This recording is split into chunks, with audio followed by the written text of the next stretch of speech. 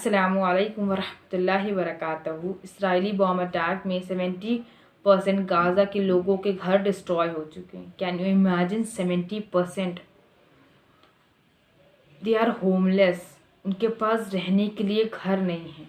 आधे से ज़्यादा लोगों के घर डिस्ट्रॉय हो चुके हैं। वो सड़कों पे अपनी ज़िंदगियाँ गुजार रहे, टेंट में अपनी ज़िंदगियाँ गुजार रहे हैं। सोचिए इस कदर की ठंड पड़ रही, कैसे वो सड़कों पे और टेंट में अपना गुजारा कर रहे होंगे। और उनके पास तो खाने के लिए खाना भी नहीं है। कुछ गाज़ा के बच्चे तो मर रहे हैं खाने के लिए। गाज़ा के बच्चों के पास तो गर्म कपड़े भी नहीं है ठंड में पहनने के लिए। किस तरह से ठंड में गुज़र बसर कर रहे हैं अपना। और एक हम हैं यहाँ जो सिर्फ हाथ पे हाथ रखे बैठे हुए, हमें कोई फ़र्क नहीं पड़ रहा किसी भी चीज़ से। हम बस इस चीज़ पे डाल दे रहे हैं कि इंशाअल्लाह अल्लाह ताला सब ठीक कर देंगे। अल्लाह ताला तो बेशक सब ठीक कर देंगे, मगर हमें भी तो कुछ करना होगा। हमारी तो वैसे ही ज़िंदगी गुनाहों में चल रही है, वैसे ही हम गुनाह कर रहे हैं, वैसे ही हम बदकारियाँ कर रहे हैं, वैसे ही हम बेहयाई कर रहे हैं, वैसे ही हम गाने सुन रहे हैं, वैसे ही हम हराम रिलेशनशिप कायम कर रहे हैं। तो कैसे चीज़ें बदलेंगी? We have to change our self first. ये तस्वीर में जो औरत आपको दिख रही है, बॉम्ब अटैक में उन्होंने अपनी आंखें खो दी।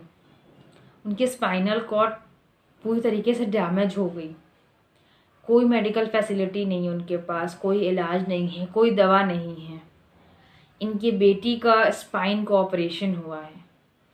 और इस तस्वीर में जो आपको लड़का दिख रहा है वो 2 महीने से चुप है, उसने कुछ भी नहीं बोला।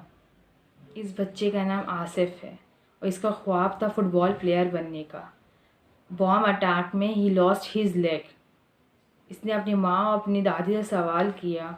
इनकी दादी ने जवाब दिया कि बेटा तुम्हारा पैर तो जन्नत पहुँच चुका है।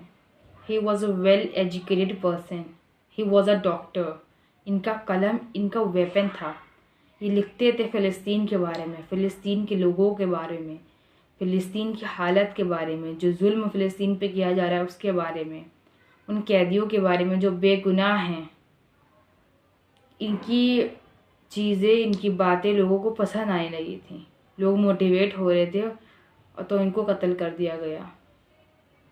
ये तो सब जानते हैं कि कितने गाज़ा के बच्चे शहीद हो चुके हैं। कम से कम 900 गाज़ा के बच्चों ने अपने आज़ा को खो दिया है।